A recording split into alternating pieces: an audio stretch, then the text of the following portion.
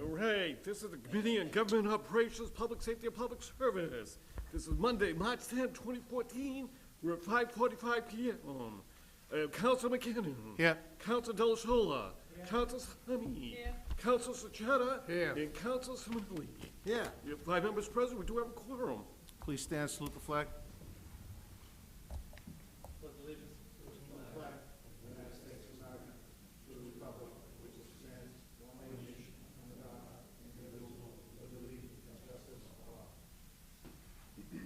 So make a motion to take two.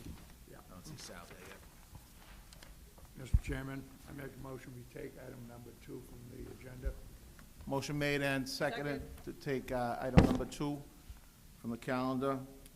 All those in favor? Aye. All those opposed? The ayes have it. Please read item number 2. Item number 2, this is a resolution of the Council Richard Delasola and Council Leo McKinnon to get an update on the progress of the bathrooms being tenanted to Rex. Could we have Mr. Amato and Mr. O'Donnell before us, please?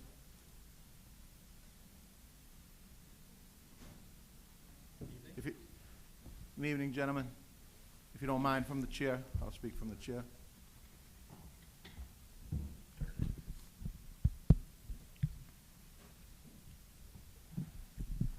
One, two.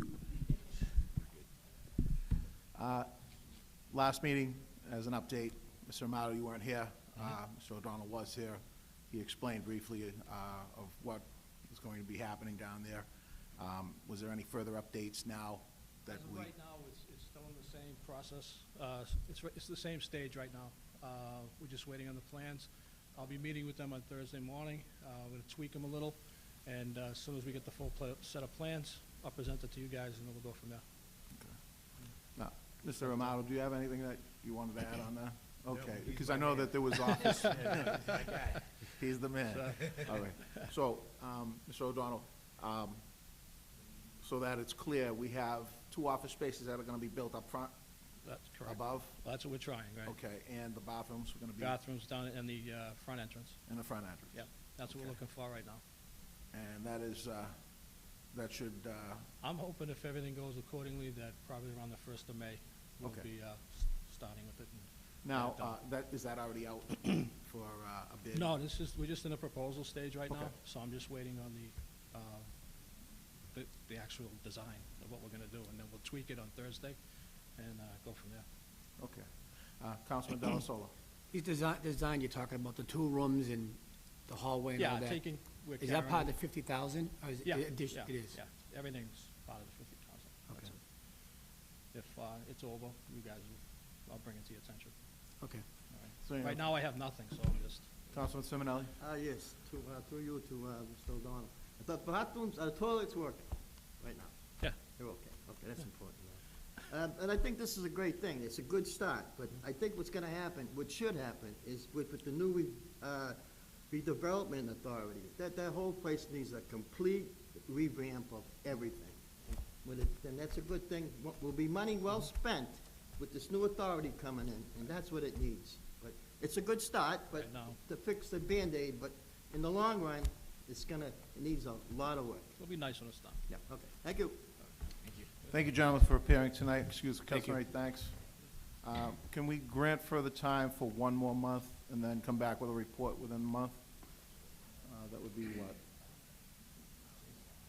April, May, you said May. first meeting in, okay.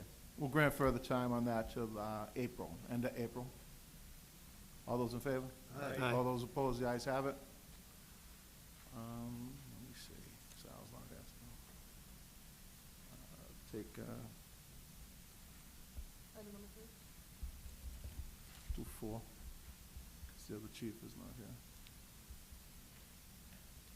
Suspend rules and take item number 4. Motion made to suspend the rules to take item number 4 from the calendar. All those in favor? Aye. All those opposed? The ayes have it. Please read item number 4. Item number 4, this resolution up by Council John Leo McKinnon that the company that is changing the water meters provide a statement of what homeowners and businesses are signing but cannot get a copy of. Please state your names and positions. Okay, project manager, Peter Barozzi. Jay Marcotte, City Services Director. Thank you for appearing tonight, gentlemen. If you don't mind, from the chair, I'd like to actually speak. We had a group of installations that were going on in houses and in buildings, particular businesses and general residential housing. When they were actually in the house, they would change the product, they would do their, their job, they would do a good job, and basically at the end, they would come over, they would take a picture of the old meter and also the number of the house that they were changing out. And then when they would change it, they would say, okay, you need to sign this document. You would sign the document, but I asked them, I said, and I'll use myself as one of the citizens, can I have a copy of that? And they said no. And I said, well, what's the reasoning behind that? Did they give you an answer? They just said, no, the company won't allow it. Okay, so as the contract currently has it stated, it states that it does not state that they can't give it to the customer. It states that it gives it to, they keep one for their records, and the city keeps, currently we have 2 copies of it. We can amend that, and we can instruct them easily to, if the customer wants them to have a copy, we can just easily instruct them to do so. Yeah, that's not a, that should not be an issue for any resident to get a copy of their own final read. That's, From the gentleman that I spoke to, he said that there was over 5,000 houses that were done, and this is the way that they've done it. I yeah, said, that's just poor professionalism on their part, and we'll talk to the company that we hired for that.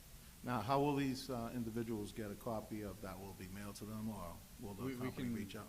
However, they would prefer. I mean, we can put it in the mail if they want. We could, I mean, we can send it over. Peter's on the road at every site that, or most of the sites that are being installed. So it's not a problem for us to do it that way, or in the mail, or whatever. Now, I'm talking about the ones that were already done previously. Is that the direction of this board to send? Well, we're looking for a recommendation now, so. I see no problem sending a copy to people if that's the direction you would like to go. Councilman Simonelli? Yes, thank you, Mr. Chairman, through you to these gentlemen here. Okay, I understand it's a water meter, but there's also a thing called a radio frequency reading device. Could you explain what that is? Sure. It's commonly referred to as a meter transmission unit, or MTU for short. It's basically just a wireless transmission device that they've been installing mostly on the outside of people's homes, and it has a wire that snakes through and it gets attached to the meter. There's currently 4 antenna positioned on city buildings all over the city, and so once a day, that transmission unit sends out a signal of what the reading is on the meter, and then we collect it at water billing and receive that. I have a real problem with them, because of these, are these called smart meters, the radio frequency? Yes, sir. Smart meters? Yes, sir. Okay, I get a big problem with that, because there's some serious health issues with these radio frequencies bouncing off the houses and people, and you got some real serious health issues here. Simply like you might internal bleeding, I'll just name you a few: sleep depression, nausea, extreme vertigo, skin problems, headaches, I can answer. fertility problems. I mean, these are all directed to this health problem that people don't know what's going on. I think Mr. Chairman. Councilman Simonelli, allow him, I'd want to hear a rebuttal to that, actually. What you're talking about is the EMF, the electromagnetic field that is emitted. There's actually been studies done on exactly what you're talking about. There is less EMF being released from these MTUs than your cell phone. It's probably about 1/10 of the EMF that your cell phone has. I don't believe that. I get some good stuff I can from get you here. some of that Well, I think we need a professional. Because the information that you're talking about, I have not heard of any of Yeah, that. well, you got documents from the State Department about different cities indicating that they're putting in these things, and they're not letting people know exactly what these frequencies are doing to the people. And they're very serious. And I would like, Mr. Hear me out on this one. With this in mind, my statements were on the signatures of this. This is a whole new subject, Well- so what I would like you to do, and I'll direct you to do that, would be to put on a form of a resolution, invite these gentlemen back up, and then we could talk about it at that time. But, Yes, I- right, I would direct you to grab a number, names, and then actually ask them on Mr. this Chairman, matter. I would like to make a motion I have a request further time on this, and invite these gentlemen back, and also the health department. This is very important, to have a special meeting on government, operations, and just have them here. I think this is a big thing. It's nothing to be just slid over. Some issues here, some health issues, and there's people aren't being informed, and we need to get some more information from the right people about these serious health issues on this. Councilman, thank you very much for that. So I make that motion to, Actually, what I would Further do, time? yeah, we will grant further time, because I want to see exactly how many people have received their documentation that I'm requesting.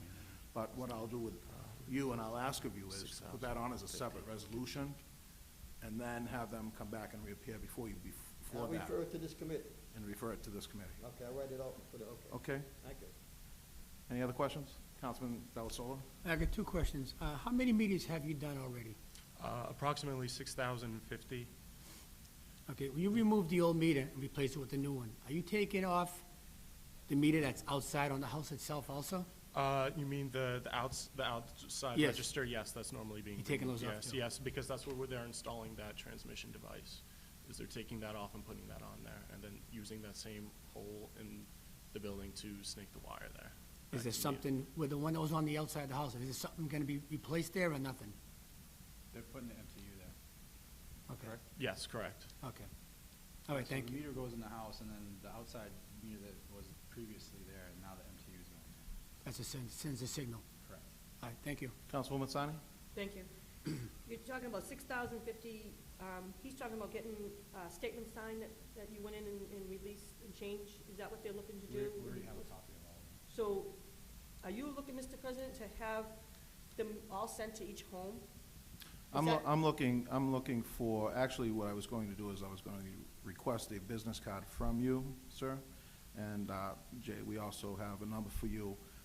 We can allow the public to actually have access to a phone number in general for that specific reason. If they would like a copy of that, then they could call and they can request a copy.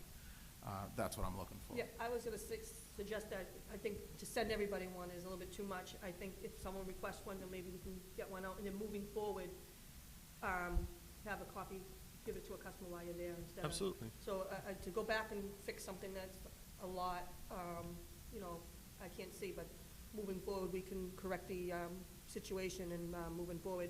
And like you stated, that we can, the ones that want something, we can see if they can get access and send one to them. Reasonable?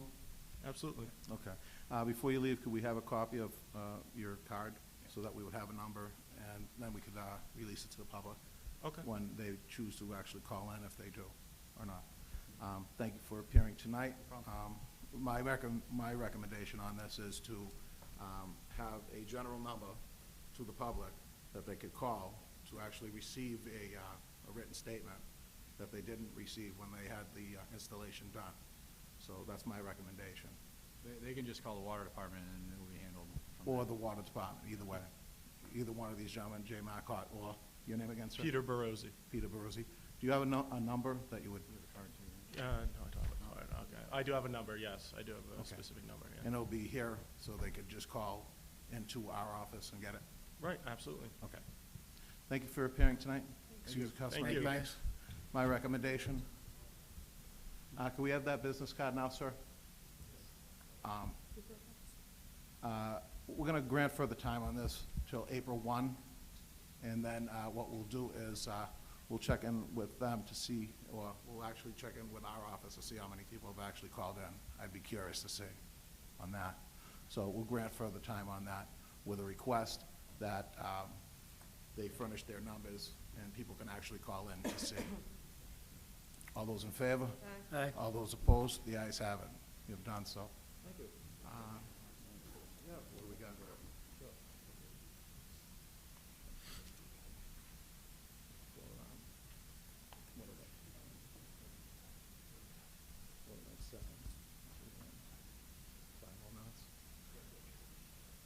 Excuse me, Peter? Could we have a card from you, please? Yes, thank you. We take item number 4, so, 3. Suspend the rules and take item 3? Motion made to suspend rules, take item number 3. Please read item number 3 from the calendar. Right, item number 3.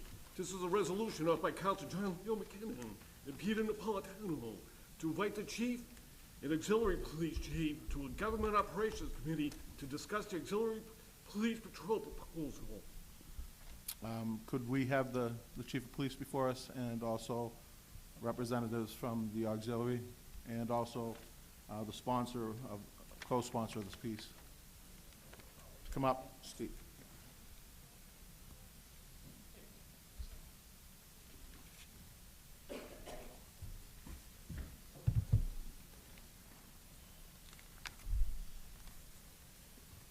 If we could just state our names and titles, please. Sure. Good evening. Steve Mazie, Chief of Police with the City of Everett. Good evening, Michael Jufrey, Lieutenant of the Everett Auxiliary. And co-sponsor on this with me is Councilman Napolitano. Councilman Napolitano, you have questions?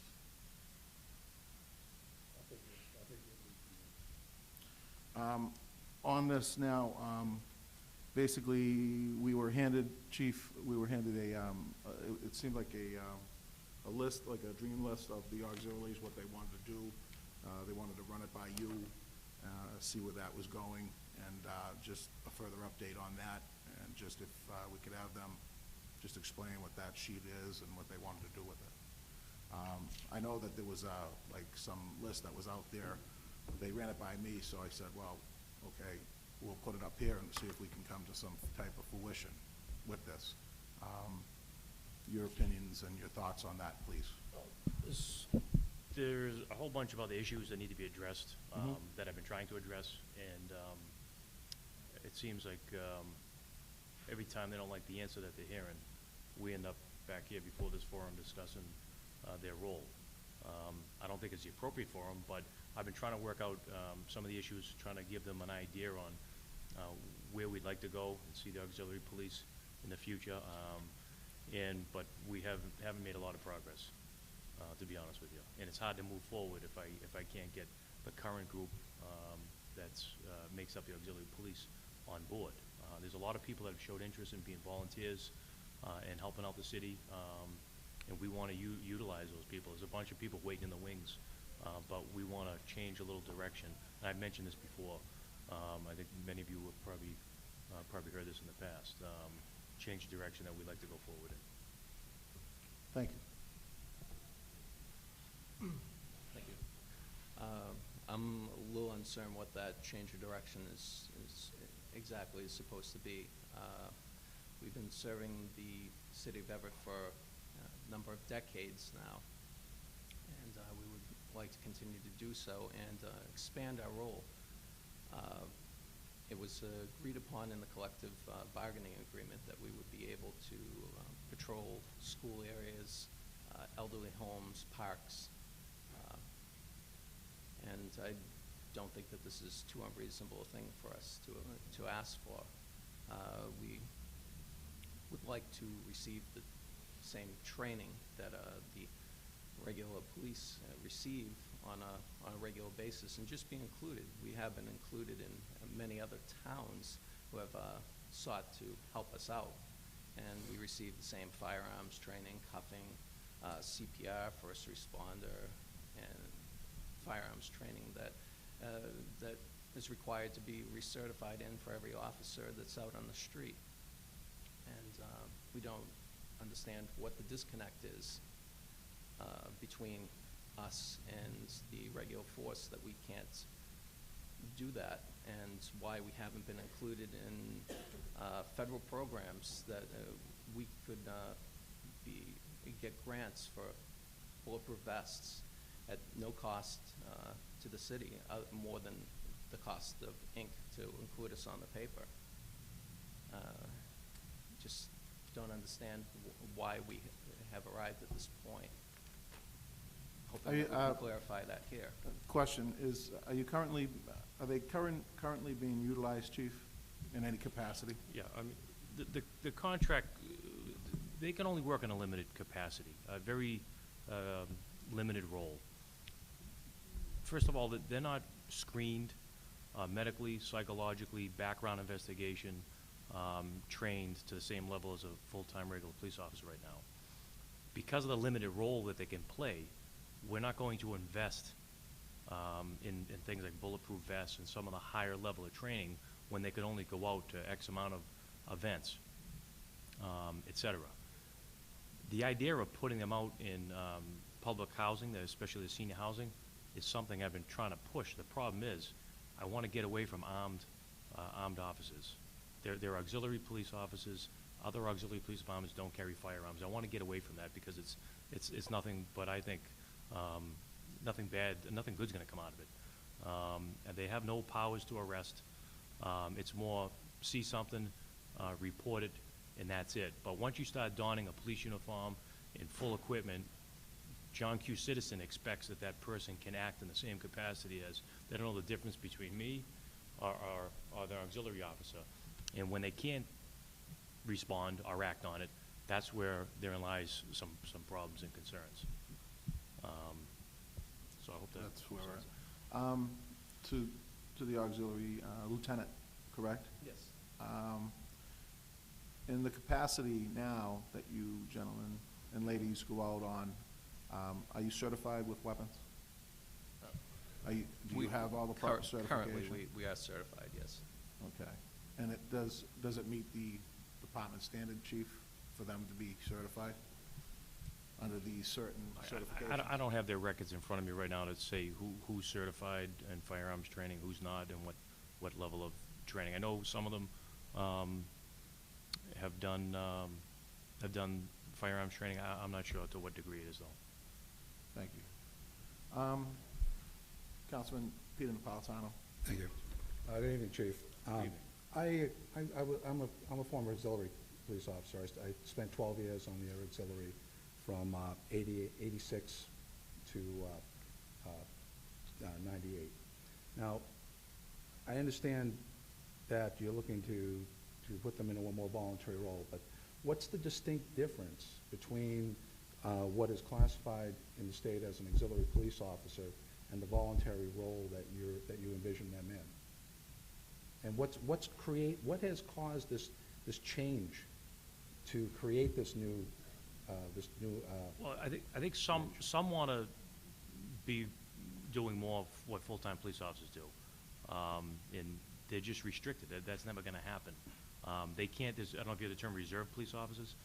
Some cities and towns have reserve police officers. Reserve police officers can fill shifts, can actually work details, et cetera. Everett, many decades ago, used to have reserve police officers. We do not have them. That is separate and distinct from auxiliary police officers, which is completely voluntary. They can't take any pay to do it. They can't leave the city to do work, either by state statute. They were really supposed to be there for, if it was envisioned for these civil disobedience riots, the regular police were tied up, that they could come in and backfill and help out. As you all know, we haven't had many cases of civil disobedience and riots over the last couple decades. I mean, since the 60s have occurred. And the change has really been kind of dictated by what's changed on the streets and what we're dealing with and seeing on the streets. And the fact is, it is huge liability. It's a huge cost to just train and outfit everyone to a high level when we're only going to use them. Basically, the return on it's going to be small because they can only be used for a small amount of events. The other thing is, if you go putting them out there, like I said, in a police uniform, with all this equipment, with the expectations that they're police officers and they can act on it, and they can't, when something happens, I mean, use of force, someone gets shot, someone gets hurt severely, someone puts their hands on somebody, or someone doesn't act. Mm-hmm. No, and I agree. The training. Those are all issues. Training is a key point. And I remember when there were 45 of us on the Everett Auxiliary, training was regularly every month. We were certified in civil liability. We were certified with a baton. We were certified with firearms. We were certified annually in these areas. And as a much larger group, we filled a lot of voids that would have tied down regular resources. When the water main broke just off of Second Street, the auxiliaries maintained the traffic control for 3 or 4 days there, freeing up the regulars to do law enforcement. When the block down on the corner of School Street burned down in 92, the auxiliaries maintained a lot of the traffic control around there while the area was being cleaned up, again, freeing regulars.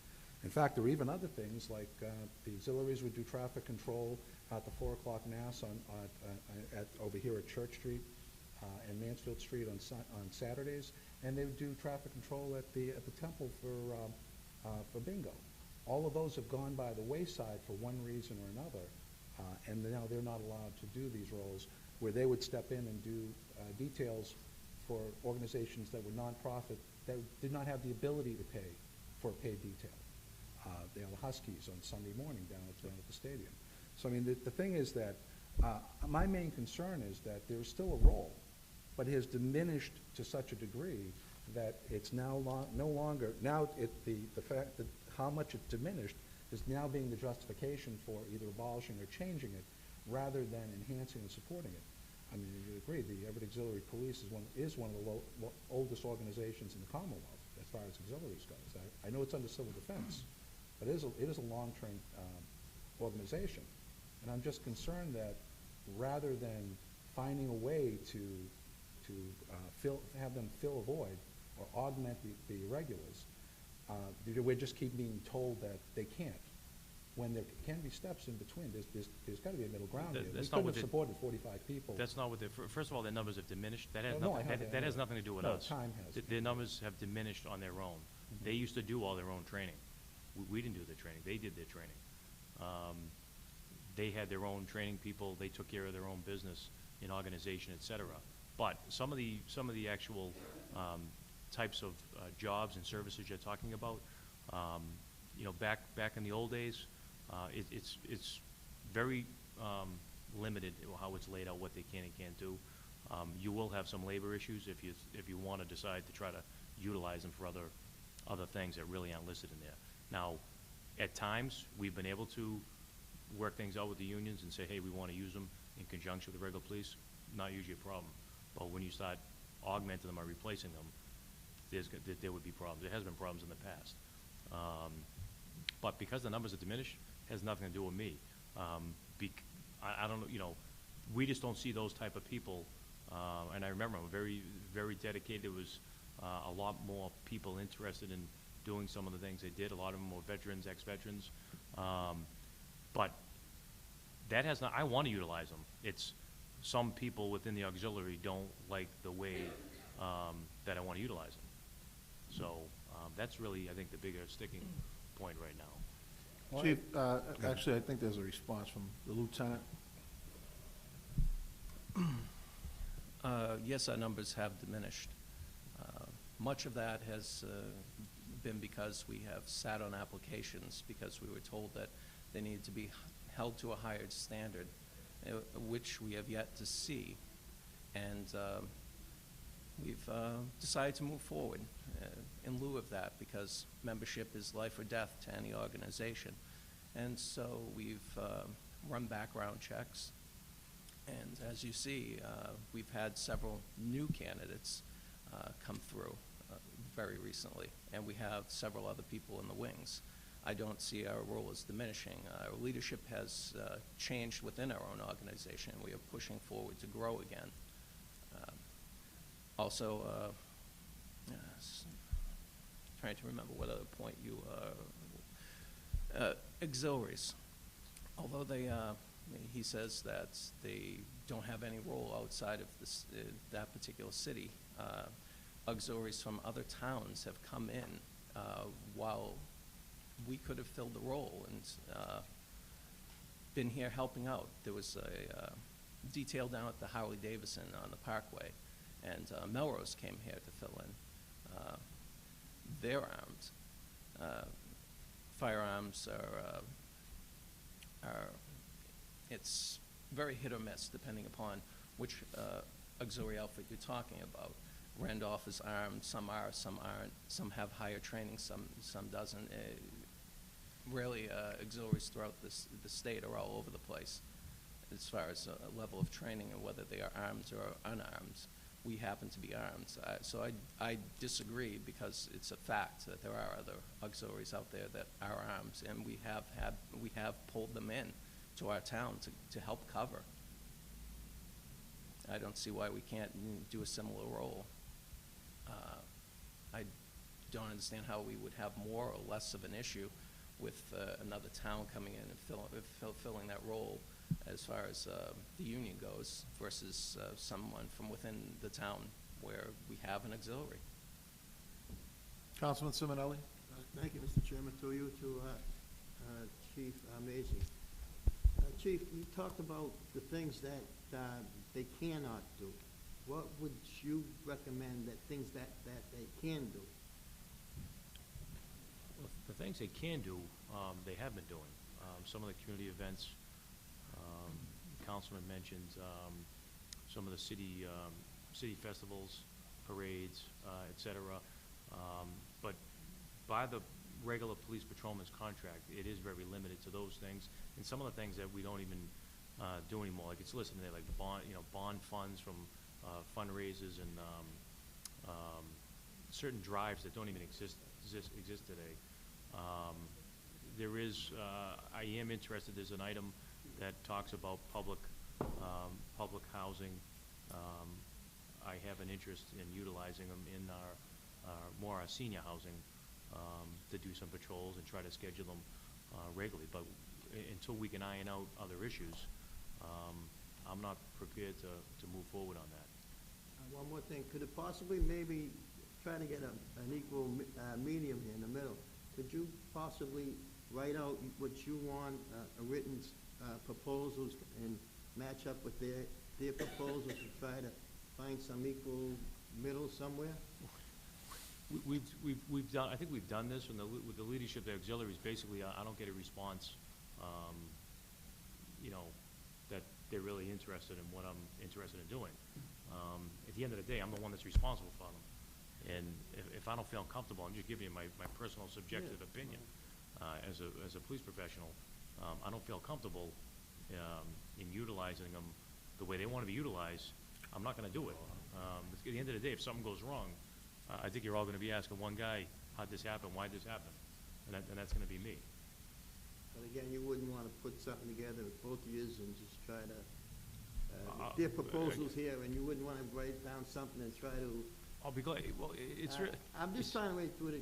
Yeah, I mean. To the representative, maybe you guys could get together some way. Oh, I'll be glad to sit back down and talk to them. But I don't think it's us. I think you can just with them. Absolutely. I'll be glad to. And yourself.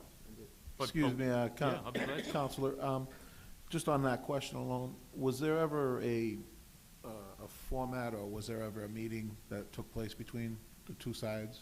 There's been multiple meetings, yes. And any resolution to those meetings? Not really, no. Okay. We have other questions, and we need to move on, but I just wanted to ask that one question. Do you have further? I mean, I just want to say, in their defense, I mean, they do a lot of jobs that they do that you don't have time to do, and. I don't disagree with you at all.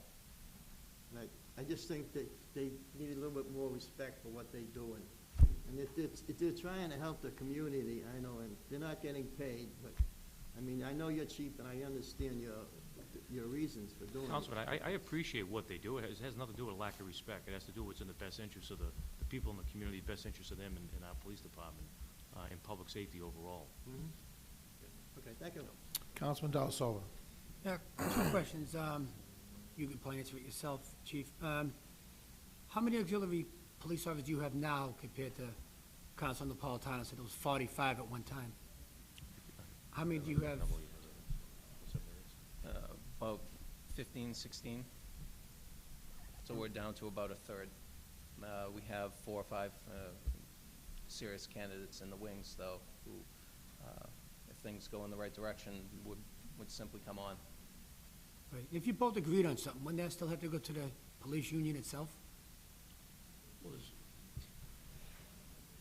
It sounds like it's more than just sitting down and iron out something, it's okay, we'll agree with that. Wouldn't have to go to the union and, 'cause No, it kinda- it's more on event basis. I mean, it's detailed on what they can and can't do. I mean, it's detailed on what they can do.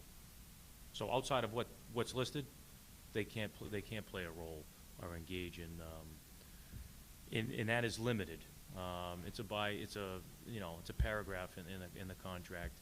And these aren't new issues. I mean, I found files, I mean, this has been going on for decades in terms of trying to expand the role, expand the powers, et cetera. And I'm trying to use them for the role that they were designed for. And some, he said, yeah, some departments are armed, some aren't armed, many are unarmed. Some have had the ability to do things that they shouldn't have been doing. A lot of chiefs are in the same boat as I am right now. This is a hot topic with auxiliaries across the state, especially in city, urban areas. But it's not a matter of, I know what they can do. It's a matter of ironing out, I think, smaller issues. I mean, well, the big one is going out armed. And I have big concerns over that. All right, thank you. Lieutenant? I do agree that it is a public safety issue, of course, but we have yet to see anything in writing as far as what our role could possibly be, and most importantly, a standard of training that would make everyone comfortable that we would be performing properly in that role as the situations come up. And really, I see that as really being the only difference between one officer and another is dedication and training. I believe the dedication exists, but the training right now, it's a little all over the map, simply because we don't have a standard. Some people have gone so far as to take reserve intermittent training and could be employed as a reserve officer in another town because they have had the training. Clearly above and beyond what is needed for their role here. But we have people who are willing to go that extra mile to make sure that they have the training necessary to get the job done. For lack of time, I know this is a key issue for you, the auxiliary, and also for you, Chief. Our recommendation would be that you meet on a regular basis to try to work things out here so that we don't have to sit at this forum ever again, and you guys can work this out. Is that a possibility? I mean, of that happening? I absolutely believe that is the case. It would be helpful if we had a disinterested third party as a mediator. We could actually put a committee together under Rule 36 from this committee to do that, if we had to. But I think that we should probably grant further time for a month, see how it goes, and then proceed in that direction if we have to. But we're all adults here, and I think that we could come to some type of conclusion to where we can meet and then find out, what the issues are on both sides, and then go forward there. This should not be the forum to come to. The forum is at the police station where it should be. Mm-hmm. Agreed? Yes. I mean, Councilwoman Sani? Thank you. This Can will I be the have final question because. Yes, we I'd like to have the move. city assistant solicitor up, please. We don't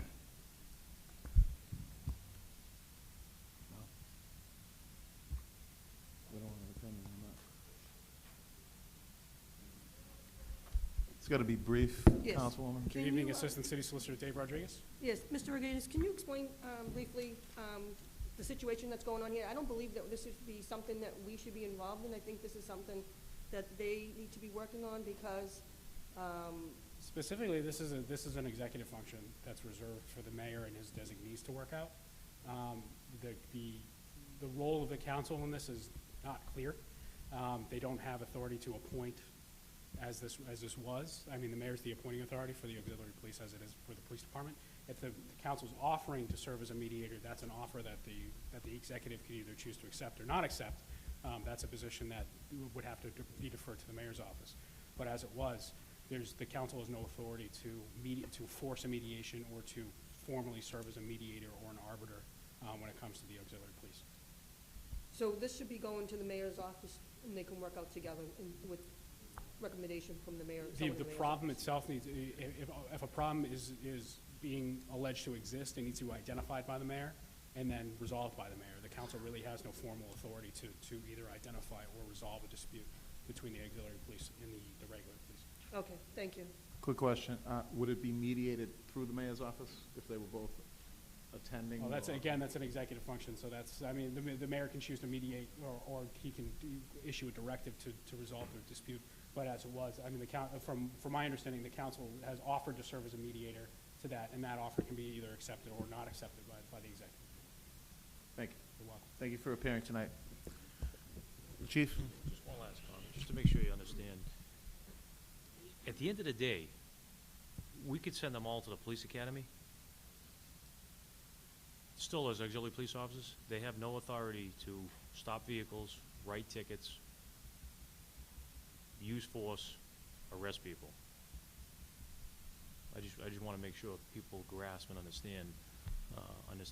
And that, therein lies, you know, there's a lot of, you know, power and responsibilities there. And I'm looking at how can I best use them in line with the contract, with what they were originally designed for in modern times. And I've made that pitch to them, and I'll sit down and be glad to make it again. Okay, fair enough. Thank you Thank for you. appearing tonight, gentlemen. Thank you. Thank you for your time. Thank you. for your time, Chief. Oh, thank you, appreciate it.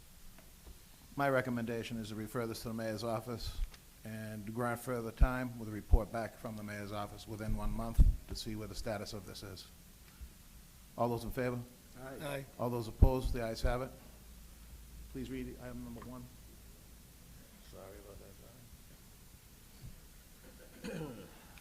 Item number 1, this is a resolution offered by Council John Hill McKinnon to invite Senator DiDomenico, the head of Little League or representative from the mayor's office, to appear at this meeting relative to the $50,000 earmarked to do over the snack shack and bathrooms at Sacramone Park. Could we please have the representatives and the senator before us, please?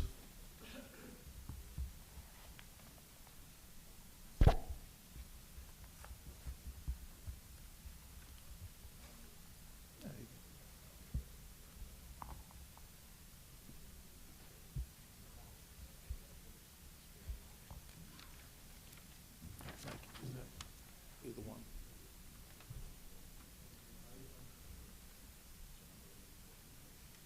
Mike, just have that. Yep.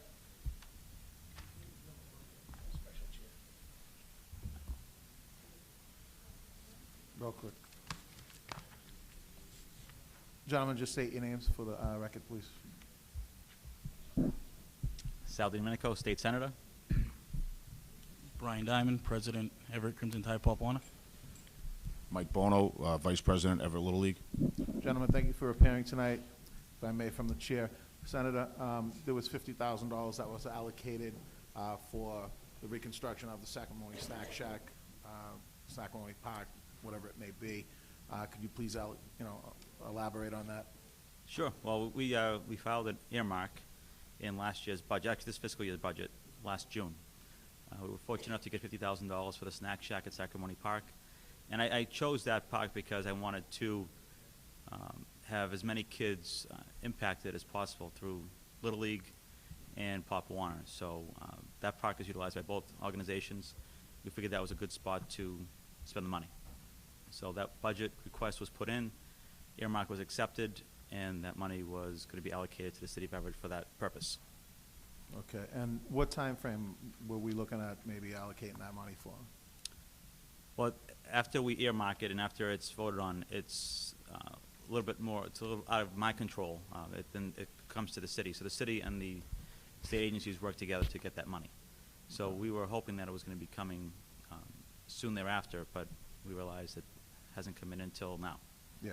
So we were hoping to get construction started last year during the warm weather months, so we would be ready for the spring sports season. To Mr. Bono, are we going to have enough time to actually get this done in time for opening day, or, Well, we're gonna try. okay. Yeah, do We you? would've do you liked to have more time, but, Yeah, I mean, I understand. it is what it is. Now, is there plans that are already, plans drafted? Yeah, well, yeah, engineering we, plans, we had stuff like that? Julius drew up a plan. I have copies if you want copies. There's copies here. Okay. There's like 9 copies there. So Julius drew something up. It was, the plan was to remodel the bathrooms down there, make, 2 bathrooms, men's and ladies' room, and put an addition on the building that's there. Have concession, have storage area.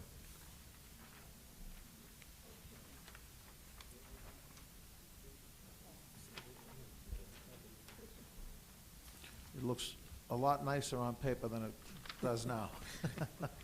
So, is there gonna be volunteer time there?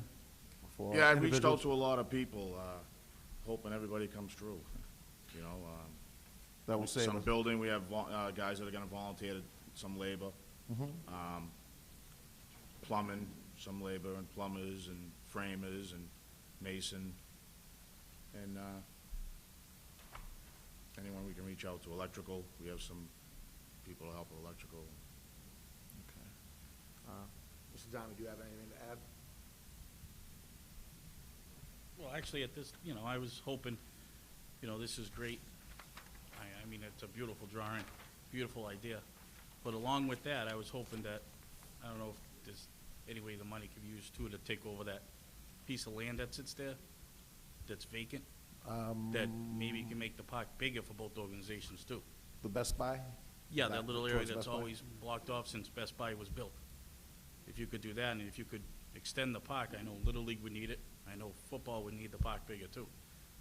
Along with this, the concession stand for the last 20 years or so was talked about being redone. Granted, it took a little while and a lot of push in the last year to get even to this point. So I was just hoping along with this, if there's any way, future plans can be made to make the park that much more presentable to both organizations and the city. Councilman Simonelli? Thank you, Mr. Chairman, through you. Either one of you gentlemen, this is a great thing. It's been long been needed for many, many years. I'm just wondering is that $50,000 gonna be enough money? Maybe Senator, if not, could we, by our capital improvement plan, or through Senator, if we need to go over that, or is that it? I can just speak on the state side. Obviously, I don't know construction costs, and I don't know what it takes, but when we looked at where this money was going to be allocated, there are not many earmarks given out in the state senate budget. There's probably maybe 10 to 15 earmarks given out in the entire state budget. And we were fortunate to get $50,000 for the city of Everett. That doesn't happen. There's no capital improvement earmarks in the budget.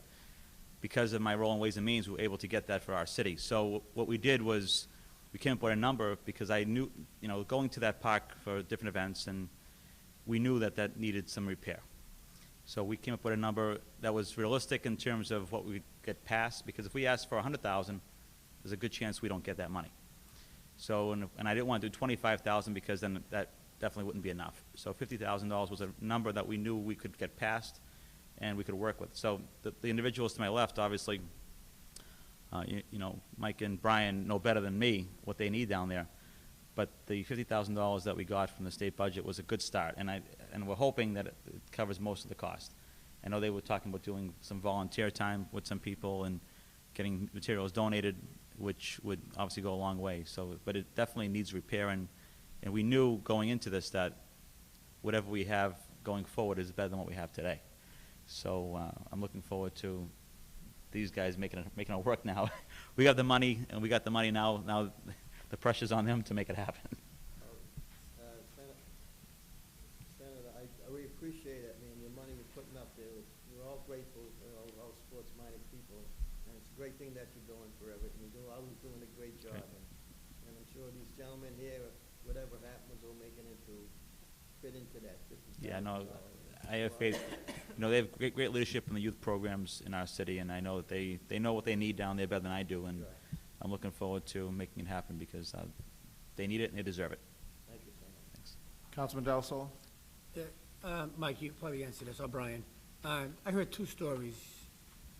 One version was they're knocking the whole thing down totally, or they're gonna add on to it.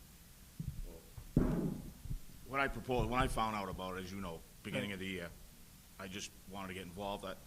What I proposed was turning what's there just into the bathrooms. Years ago when we were kids, I think it was 2 bathrooms. Right, You know, right. when we played down there. But, turning that in, I don't think there's any reason to tear it down, just add cost to rebuild, you know? Yep. We're just gonna extend onto that, as you'll see, is like 25 feet, Yep. you know? Basically took that number of 50,000 and just kind of worked down from there. What can we do for that, you know? And I think the way that what we come up with, would be, right about there to get everything done, you know? Okay. But we had no intention of taking that down, you know? The contractor, are we gonna get him ourselves as volunteers and have people Yeah, well, I build it? mean, or- I was planning on volunteering, doing the digging. Yeah. I had, I talked to Gino Di Simone about doing the block, and he's willing to come down and lay the block, and, some other contractors to do some framing on the roof, volunteer some time. Right. So, obviously it'd be a lot more money if we had to pay for everything, but Right. I reached out to whoever I could and just, and they wanna help out too, so. Okay, sounds great. Any other questions? So the recommendation on this would be to start it as soon as possible, to release the money from them, from whomever is holding the money back, and to get this project going. C9, is that what was it, C9 had to pass, or something to that? No, I guess that there was some talk about 9 C cuts, but from what I heard from the state, from the governor's office, I know for sure that there was some holdup, I guess, somewhere in the long line, but 9 C cuts were not being proposed this year. And if anything, our benchmark numbers were over what we anticipated. So there was something happened within the agencies, but the money is coming our way now, so we have the money. We should have had this money literally in, July, August, which would have been nice. But now it's coming our way, so the money will be in our hands and they can get to work. Okay. Motion to re- refer back to sponsor? Actually, I was gonna make a motion to refer it to the mayor's office. We report back in 1 month to see what activities are done down there and what progress is being made. Will we track? Second. Gilmore? Okay. All those in favor?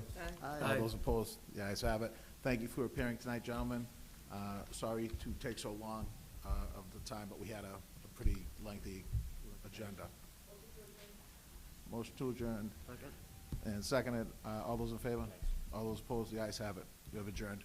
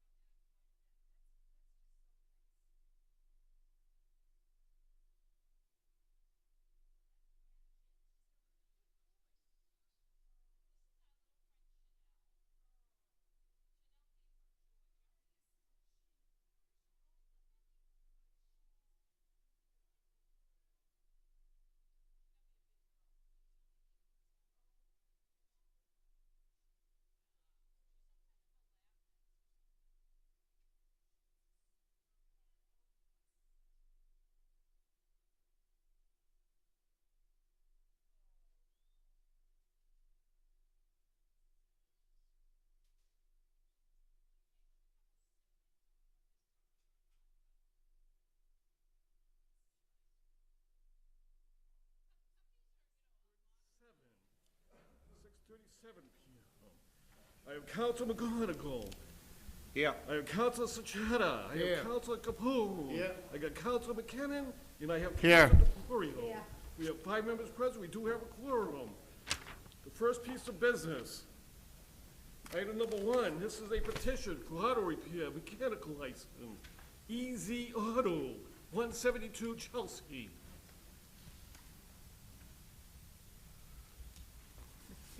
Yes, the petitioner here?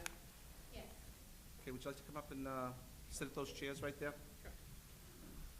Interpreter here with it. Interpreter. Okay. Good evening. Good evening. Could you just state your name and who you are? Sure. Attorney Sylvia Guzman, I'm representing Easy Auto Care. Good evening. Thank you for coming. Counselor Rosa? Thank you for appearing. We just wanted to make sure that the gentleman that's going for this license understood us, because we feel like that he didn't understand that well. And Yes. we're not here to cause any problems for him, but we also don't want any problems from that Correct. place, because there has been issues there before. Under the prior owner, Under the correct? prior owner. But Yes. from my understanding is it's the same manager from the prior owner. It is the same manager, same personnel, same mechanic, same personnel. Okay, so we And- just want the gentleman to understand that we expect a clean business with no problems. Of course, and I've gone over that with him Yes, as so, well. it's up to this board to decide what we want to do, and if we give him a temporary license, whether it's for 2 months or 3 months, doesn't mean that we're not gonna renew it. It just means that he would be on a trial basis. I understand. Thank you, Mr. Chairman. Thank you. Are there any other questions? Um, Councilor McKinnon? I just have a quick question. So he was interpreted this in his language to understand that, and he fully understands? He felt as though he wasn't explaining himself probably as well as he should have. But he did understand, and I spoke to him. I speak Spanish fluently. I spoke to him in Spanish. I also had him explain it to me in English. I understood him when he explained it to me. I think that sometimes if English is not your native language, you may get a little nervous in a setting like this. You know, it's a legal setting for all intensive purposes, and my client may have felt a little intimidated or, nervous, and he might have been stumped with his English, and so I was retained. We just wanted to make sure that he understood. He understood. Thank you very much for appearing. Thank you. Any further questions? What is your pleasure? I make a motion to grant the license for 3 months trial basis to make sure everything goes well. And then after 3 months, he could come back and we'd be more than glad to give him the license as long as everything is running in great, perfect condition. Motion is made and seconded to grant a 3 months trial license. All's in favor? Aye. All's opposed? The ayes have it. And just a quick, do we come back in 3 months, or is it going to be automatically granted? It goes before the board. It'll go before the city council in about 45 minutes. Okay. Okay, so if you could stay and wait for that vote. And could you just leave, do you have a business I card do. with you to leave with the clerk? Okay. Thank you. Do you need all of us to wait for 45 minutes, or Well, there may be questions from other members. from the council? Okay, We will do. that may want to Thank speak you. to you. Item number 2. This is a resolution up by Council Michael Marchese as president. Resolved to adopt the City of Everett Complete Street Resolution in the accompanying City of Everett Complete Street Guide. Councilor Sachetta? Yes, I was the one that requested that this go to committee. I've read it over quite thoroughly, and I have a number of questions. Do we have somebody from the mayor's office to speak on this? Yes, could you come before us, please?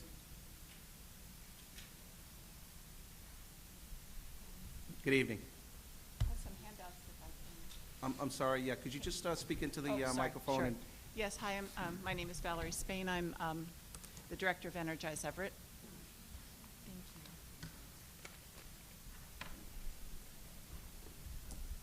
you. Yes, I think she's taking a moment to.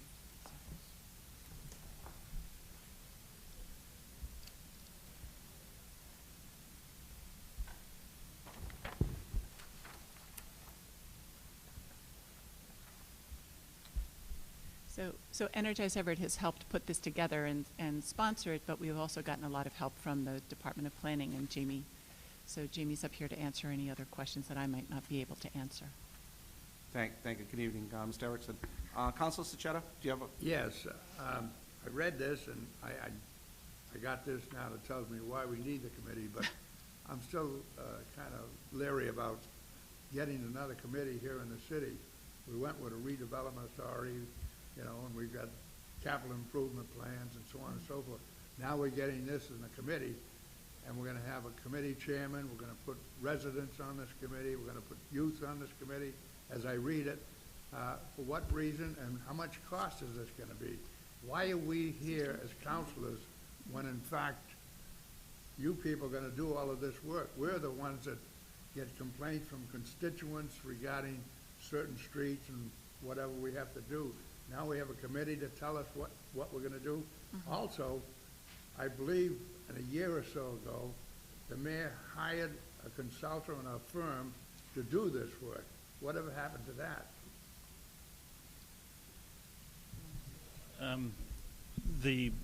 Well, I guess the first question is the committee that you're referring to. I believe the resolution in front of you is more about a policy statement that just talks about the city proposing to incorporate Complete Streets concepts into future roadway reconstruction projects, or even working with private developers who might be doing roadway reconstruction to incorporate Complete Streets into what they do. Just while you're there, doesn't this have to do with redevelopment authority? No, this does not. It doesn't. This is a completely separate resolution before the city council for consideration of just a general resolution regarding Complete Streets. The Complete Streets concept is more just looking at how roadways are designed, meaning we have a lot of roadways in the city, and the idea behind Complete Streets is that you're trying to design a roadway complete for all users, complete for pedestrians, old people, young people, cyclists, motorists, buses, disabled people as well. And the idea is that we want to make sure that when we go forward with future streets, when we rebuild them with Chapter 90 funding, for example, or we're using our capital improvement funding to rebuild streets, we're taking into account all potential users of that street. We're accommodating pedestrians and disabled people who might need wheelchair ramps at intersections to cross the street.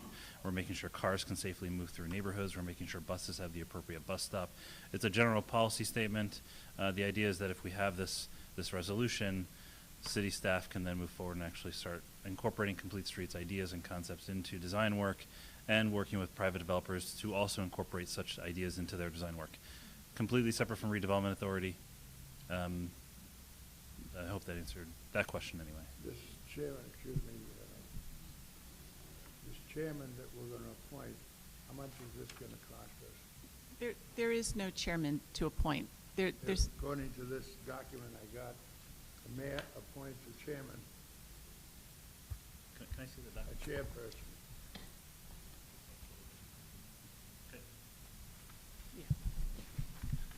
If possible, can I get a copy of, can I see what you're referring to? Yeah.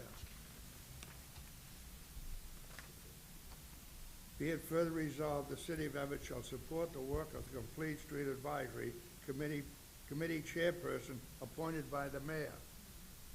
So, Who is this chairperson, and how much is it gonna cost?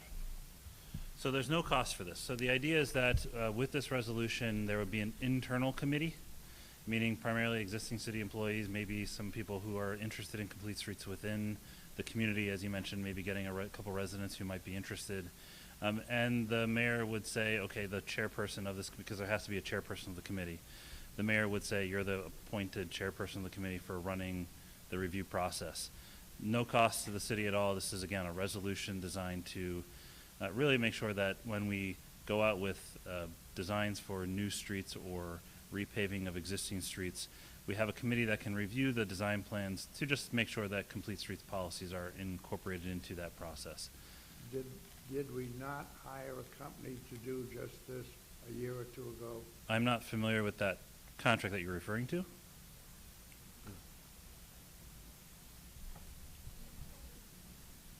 Oh, the pavement management program. So if you're Melissa mentioned that you might be referring to the pavement management program. Yes. That is we did hire a company to allow us to essentially catalog the condition of all of our streets in the city. Those conditions were incorporated into what we call a pavement management program, or really a catalog of all the conditions of our streets. which now is allowing us to make sure that when we have a pool of money to do streets over every year, we're attacking the right streets that need the most need in the right order, and we're not letting streets get to a point where they're so deteriorated that they're beyond repair or they need much more funding in the future to work with.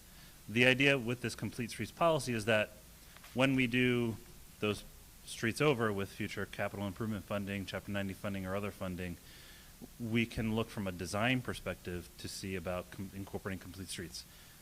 The firm really had nothing to do with complete streets policy. They were literally just cataloging what the condition of our streets are so that we had a plan moving forward of how to address the condition of city streets in the most cost-effective, efficient way, so that we can have, basically better streets. The last question, and I'll let some other councilors ask questions. There's also mention of having three residents and 2 youth. Right. Who's going to appoint these and where do they come from? In all likelihood, it would probably be a call for residents and youth who might want to be part of the committee. Those were recommendations in the resolution, the idea being we could have some guidelines for what this committee might be composed of, so that as the committee gets formed, we can say, look, we're looking for 3 residents who might be interested, 2 youth who might be interested. It's a way to engage the population, to get them more involved and be more civically minded. In all likelihood, it would be a call to people who might be interested, and then if this board or the city council wants to assist with that process, we can certainly do that, but it's left open-ended right now. It'd likely be sort of through the mayor's office for that process as well. Thank you, Chairman. Thank you, Councilor Chetta. Councilor Capone? Thank you, Mr. Chairman. Through you, how long has this program been around, Complete Streets? The Complete Streets concept has been around in planning terms for, upwards of 10 years or so. It's certainly a modification of past ideas and concepts of smart growth concepts, constructing neighborhoods for all users. The Complete Streets policy work on a statewide level is relatively new. In the last few years, there's been a push to incorporate Complete Streets policies in communities. Everett would be, should this pass, be the first city of its kind to actually pass a resolution like this. One thing to note is that there's actually pending legislation at the state level that if we adopt such a resolution that's in front of you, we are eligible for grant funding to actually allow us to incorporate Complete Streets into our really existing neighborhood infrastructure. That could be used for putting bike lanes in, adding new crosswalks where they're needed, putting handicap accessible ramps at key intersections, things along those lines. All things that we've been talking about for many, many years. It's just the Complete Streets is almost like a new term that's come about to help people understand what are we trying to do here with our main thoroughfares, even our neighborhood streets. Okay. And I see on the handout that Everett would be the first city, as you alluded to. So far, towns have done it. What local towns that are close proximity to us would have done it that we could see an example of? I know in action? Littleton has done it, and Salem, I believe, might be one other town that has done it. Not that many. Okay. So this is very new, as is mentioned in your statement. We do know that Cambridge and Somerville, Cambridge has a policy already in place that's been around for many years. They just don't call it Complete Streets, but they are looking at changing that policy to make it a Complete Streets policy. Somerville is looking at doing an ordinance. You can do it in an ordinance fashion or a resolution fashion. We're proposing a resolution here because it's a little bit more of a policy statement rather than a requirement, knowing that we have very unique streets that, and our budget constraints are such that we can't always incorporate Complete Streets design concepts into every single project. And as far as cities, what's the nearest city that's incorporated this program? We would be the first one in Massachusetts if we were to do this. First one in Massachusetts. But like I mentioned, Somerville, Cambridge, I even think Chelsea and others are all looking into this. Boston actually has had a policy in place, but again, they don't call it Complete Streets. So Cambridge and Boston have a policy in place for many years that have been looking at doing that is doing just these things, but they just haven't. They don't call it Complete Streets. Right. And I understand the concept is designed for all usage. What's the ramifications if we actually enroll this resolution? Are our hands tied going forward? I would imagine that once funding becomes available at the state, at that point, you absolutely have your hands tied. But what's the lock-in on something like that once you vote on this? This is really a guideline. I mean, there's a guidebook that goes along with this. It's asking you to consider these when you're making these changes. So it's not tying anyone's hands or forcing you to do anything. Can you Counselor? imagine if state money, yeah. Counselor, and I don't want to interrupt you, and I apologize to Mr. Espany and to you, Counselor. I sort of have to cut this because there's still another meeting, but what we can ask them is if they can stay for the regular order of business at the council meeting, because I'm sure other colleagues, there's two other councils that want to speak to you about this. I have a question for you. So if I may, could we do that and hold this Absolutely. We're Over for the next? running late tonight, that's fine. Okay? And I do apologize, Counselor. Okay, so Mr. Erickson, you'll stay for the council meeting, and then we can, Certainly, yes. okay? Thank you. I appreciate it. Thank you, and I apologize for it. Make a motion With to that- refer it to the council meeting? Yes. Motion's made and seconded to refer item 2 to the city council meeting. All those in favor? Aye. All those opposed? The ayes have it. Make a motion to adjourn? Motion to adjourn, all those in favor? Aye. All opposed? The ayes have it. Thank you.